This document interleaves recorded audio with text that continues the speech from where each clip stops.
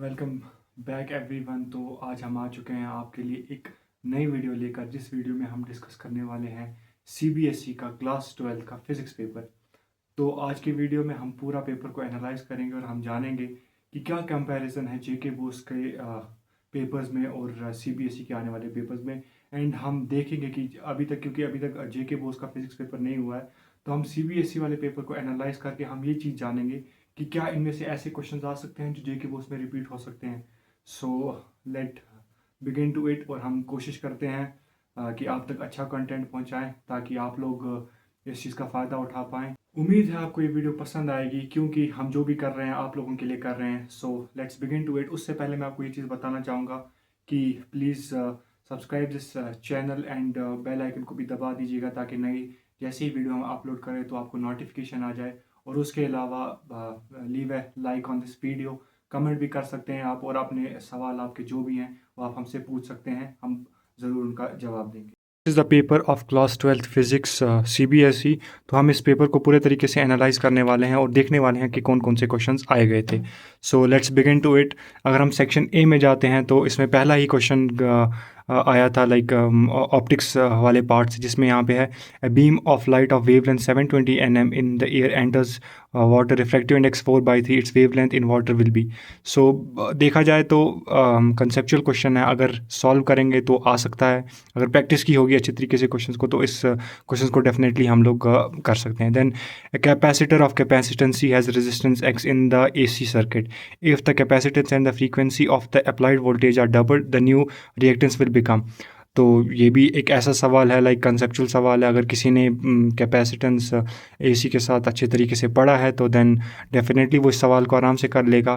4 point charges, ये again ये charge वाले पार्ट में से, इलेक्ट्रोस्टैटिक्स वाले पार्ट में से काफ़ी मुझे लगता है ये आसान क्वेश्चन है, क्योंकि मुझे लगता है ये डायरेक्टली मतलब अगर किसी ने ज़्यादा से ज़्यादा क्वेश्चन सॉल्व किए हैं तो उनके लिए ये डायरेक्टली क्वेश्चन होगा, वो इसको आराम से कर सकते हैं। ये क्वेश्चन कहता है the amount of work done in bringing a charge Q from infinity to the centre of the square will be. तो just you can do it अगर आपको अच्छे से आता है, अगर आपने इस क्वेश्चन को सॉल्व किए हैं ऐसे question. A metal sheet in inserted between the plates of, ये parallel, again parallel plate capacitor electrostatics का पार्ट है, इसमें से क्वेश्चन आया गया है। If the sheet parallelly occupy the space between the plates the capacitance. तो काइंड ऑफ मुझे लगता है एक ऐसे सवाल है बहुत ही कंसेप्चुअल, अगेन आराम से इंसान कर सकता है।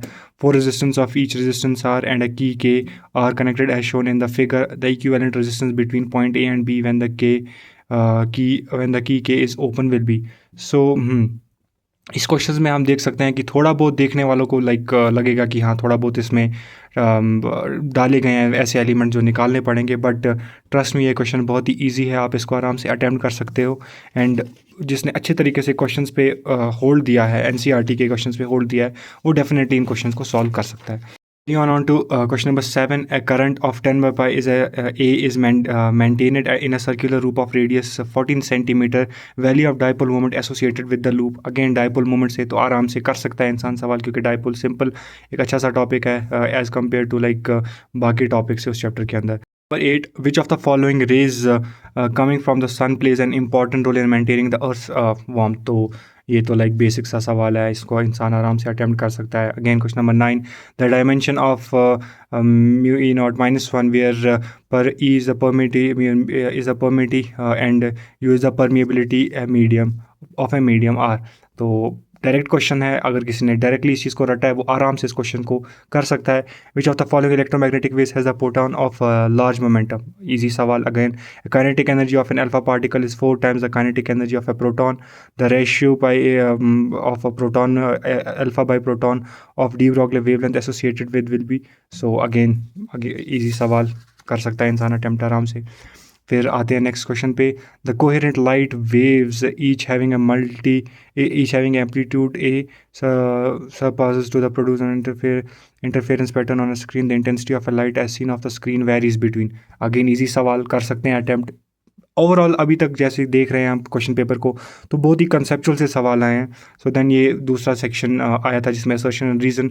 तो ये तो आप देख सकते हैं, during the formation of A nucleus the mass of the defect produced in the source of binding energy of nucleus for all nuclear the value of the binding energy per nucleon increases with mass. आप देख सकते हैं बहुत easy सवाल, अगर nuclear और atoms वाला chapter आपने अच्छे से पढ़ा है तो you can definitely do it.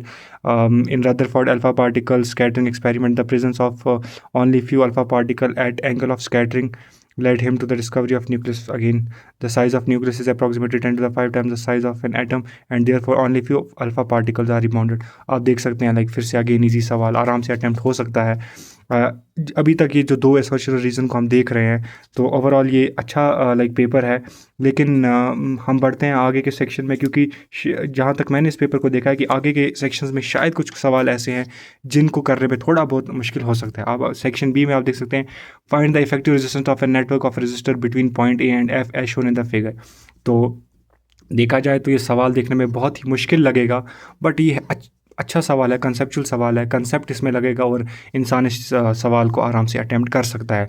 आप देख सकते हैं, it's about a current of 5 ampere is passing along plus x direction through the wire lying along x axis, find the magnetic field B. Magnetic field से सवाल आया तो कर सकता है इंसान आराम से। Define terms distance of closest approach है proton v energy approach is the target nucleus Z equal to 79 in head on position, calculated distance of closest approach. कर सकता है इंसान। अगेन आसान क्वेश्चन आए हैं। फिर ये कुछ और वाले क्वेश्चंस हैं, यंग डबल स्प्लिट पे है, एक इंटेंसिटी पे और दूसरा यहाँ से कुछ कर्वेचर पे आया है। अगेन रे ऑप्टिक्स में से सवाल आया। फिर threshold frequency of a given metal is 3.6 into 10 to the power hertz, monochromatic radiation of frequency 6.8 है। अगेन ये इजी सवाल। ऐसे सवाल काइंड ऑफ एक्सपेक्टेड नहीं थे कि CBSE कोई ऐसा पेपर देने वाला है, बट CBSE ने काफ़ी इस बार मुझे लगता है डील छोड़ी है स्टूडेंट्स को। आराम से स्टूडेंट्स इन पेपर को कर सकते हैं जिन्होंने अच्छे से पढ़ा होगा। सेक्शन C में there is a limit of the amount of charge that can be stored in a, again easy सवाल, ये बहुत ही ईजी सवाल है, कर सकता है इंसान। Capacitor is charge by a battery, potential difference V, it is disconnected from the battery and connected across another identical. ये अगेन कैपेसिटर में से सवाल आराम से इंसान कर सकता है, बट इट डिपेंड्स अपॉन कि आपकी प्रिपरेशन किस टाइप की। अगर आपकी प्रिपरेशन अलग लेवल की है तो definitely you can score a pretty good amount of answers in this chapter. So आगे बढ़ते हैं हम अगेन नेक्स्ट क्वेश्चन के साथ। You can not see a person standing on the other side of the boundary wall but can hear them explain with by reason. कर सकता है इंसान, ये जस्ट ईजी सवाल है। प्रीटी मैं शौक हूँ कि CBSE ऐसा पेपर निकाल सकता है फिजिक्स का, बहुत ईजी सवाल। Light of wavelength 750 newton metre is incident normally on a slit of width 1.5 mm diffraction. Again ये आप देख सकते हैं कितने ईजी सवाल आए हैं। CBSE ने तो पूरा चौंका दिया स्टूडेंट्स को कि ऐसा पेपर तो हार्डली पॉसिबल ही आता है। With the magnetic movement 5J/T of a bar magnetic points along a uniform magnetic field 0.4D.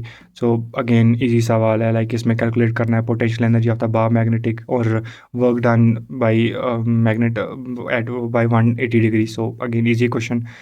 Case potential energy of a magnet minimum कब होगी, ये भी again easy सवाल। ये तो कर सकता है कोई भी इंसान। That this is a very easy question. Right angle prism ABC refractive index √2 is kept on a plane mirror as shown in the figure, area of light is incident normally on the faces AC। So you know what you have to do in this question. अभी इतना time नहीं कि हम questions को explain कर पाएँ, but again this is really good question paper. आराम से इंसान कर सकता है जिसके कंसेप्ट अच्छे तरीके से हैं। Two small solid metal A and B of radius R and 2 are having charge densities 2/3 SA respectively are kept far apart. Find the charge densities on A and B after they are connected by the conducting wire. Again easy सवाल आराम से हो सकता है।